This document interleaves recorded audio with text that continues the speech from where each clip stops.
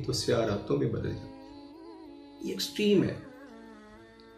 थोड़ा सा आपके साथ शेयर करूंगा कि ये बीबी क्यों ये अल्फाज अदा की।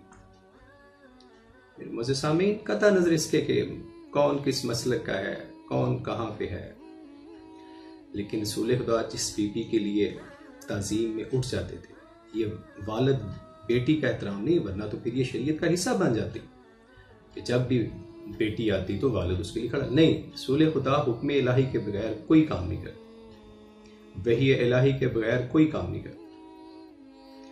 ये इस बीबी की ताजीम अल्लाह के हुक्म से, और कुछ रवायात में है कि खाली खड़े नहीं होते थे, अपनी जहां पे बैठे होते थे वहां से आगे कुछ कदम चल के बीबी को वहां बिठाते और बीबी की पेशानी का बोसा लेते, और पेशानी का बोसा लेके ये फरमाया करते, फातिमा जब मैं आपका बोसा लेता हूं तो मुझे जन्नत के वो फल की खुशबू आती है जो मैंने वहां से। मौजूद सामीन,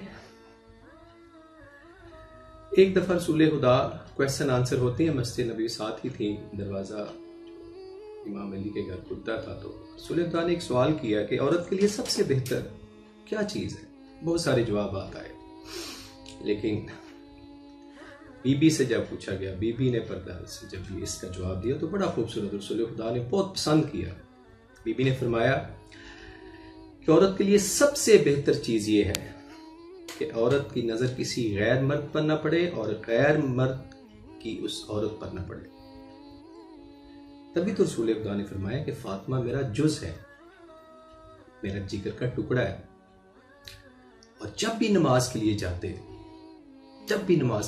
दरवाजे पे खड़े होके आयते ततहीर की तिलावत करते, इन्नमा युरीदुल्लाहु लियुज़हिबा अन्कुमुर रिज्सा अहलल बैत व युताहिरकुम तत्हीरा।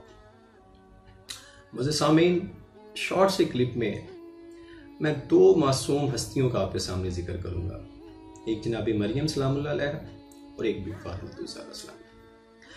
जनाब मरियम की असमत की गवाही कुरान में एक दफा दी गई,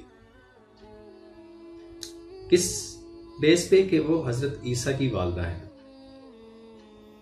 और जनाब फातिमा ज़हरा की असमत की गवाही 3 दफा दी गई। कैसे दी गई? वो अपने वालिद के लिए रहमत, जो कि खुद रहमतुल लिल आलमीन है, क्या अजमत है, और अपने शोहर के लिए